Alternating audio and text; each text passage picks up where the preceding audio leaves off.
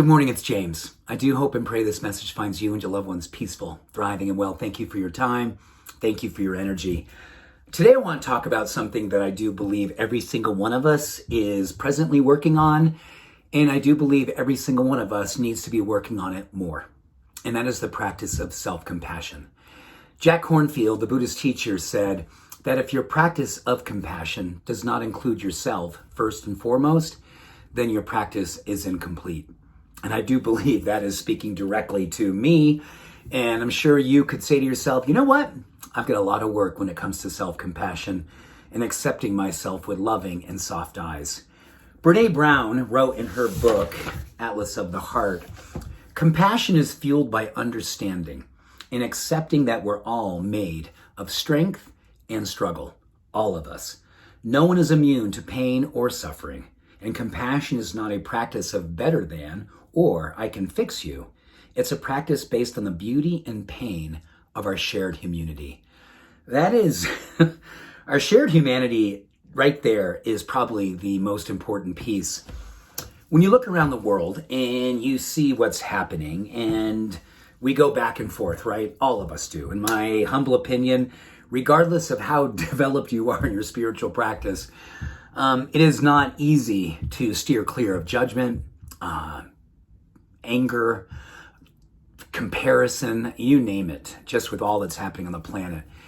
And when we have compassion as one of our primary practices, it helps us to share this idea of that humanity has both strength and struggle.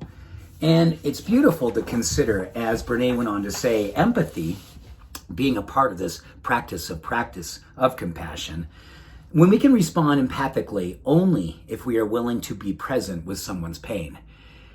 And I think that's the work right now. I know this is what I'm working on. When I see people doing certain things, saying certain things, and behaving in certain ways that I deem as not right, not true, not spiritual, not good, it's very interesting, right? If I can respond empathically, that is meaning that I get an opportunity to give myself permission to understand that someone is coming from a place of pain when I deem something that is not necessarily in alignment with being what I would call a good human response to what's happening in the world right now. And if we're not willing to do that and actually help ourselves to actually feel where someone might be coming from, then we are not practicing true empathic compassion. And I think that's where the practice coming back to ourself comes again. I know all of us have had times where we've witnessed ourselves doing things, saying things, behaving in such a way we go, oh my gosh, that was so unspiritual. Oh my goodness, did I miss the mark there? I can't believe I said that. I don't know how I did that. And then you come back to this, oh my goodness, that is my opportunity to understand that there's probably a place in pain, a place that has pain inside of me. That was a precipitating event that could have been years ago, but there was something that struck it, that catalyzed it, that actually triggered it, and there it came. And then we have an opportunity to be empathically compassionate towards ourselves. And interesting, we need to dispel the myth that empathy is actually walking in someone else's shoes. Rather than walking in your shoes, I need to learn how to listen to the story you tell me about what it's like to be in your shoes. And I believe even when it doesn't match my experiences, I have to understand that's what it's like to walk in your shoes. That is empathy, and that is compassion.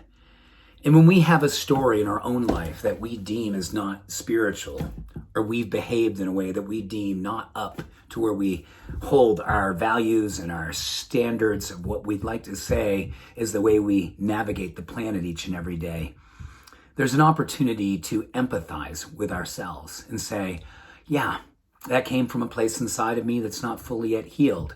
I have compassion for that part of me that is still working towards an evolution and healing, and still fully working on accepting myself exactly where I am, and still knowing that I am enough, that I am more than enough right where I am, even though it might be all too easy to say, I'm not where I would love to ideally be. All of this is the great work of our time. And not just with ourselves. I think when we do this work for ourselves and on ourselves and towards ourselves, it gives us an opportunity to see others with those same soft eyes of compassion. and bring true empathy to all beings, all walks, all faiths, everyone, even the ones that we see as not doing what we believe is the right thing. Let us all hold a higher watch, because I'm a big believer that that vibration precedes a manifestation where the evolution becomes the revolution. Let it begin with me. Let it begin with us. Love does want to win. Thank you. Much love. Every blessing. Have a beautiful day. Bye for now.